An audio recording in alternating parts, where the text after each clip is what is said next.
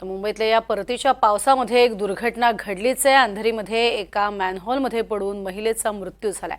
अंधेरीच्या सिफ्स परिसरामधली ही घटना आहे। विमल गायकवाड असं मृत महिलेचं नाव आहे। अधिक माहिती घेऊयात, महेश बागल आमचे प्रतिनिधी आपल्या सोबत आहेत। महेश, काय अधिक माहिती?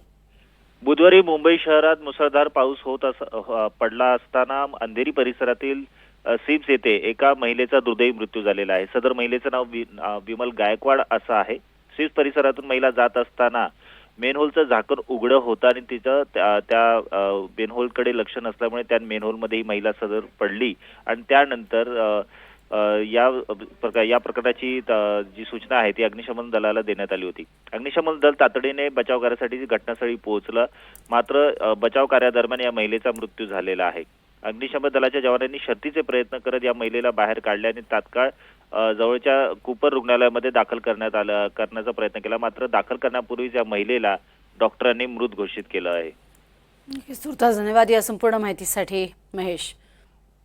तर एखादी दुर्घटना ही घडतच असते। मुंबईमध्ये आपण बघितलं होतं गेल्या काही काळामध्ये अशा दुर्घटना दर पावसाळ्यामध्ये घडताना पाहायला मिळायच्या।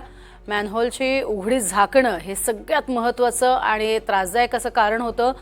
यावेळी सुद्धा हाच प्रकार घडलेला आहे। मुंबईच्या अंधेरीमध्ये विमल गायकवाड या महिला लक्षात न आल्यामुळे, कारण पाणी प्रचंड मोठ्या प्रमाणात होतं, साचलेलं होतं आणि त्याचा परिणाम म्हणून त्याचा फटका हा बसलेला आहे। या महिलेला अंदाज न आल्यानं त्या या मॅनहोलमध्ये गेल्यात आणि त्यात त्यांचा मृत्यू झालाय।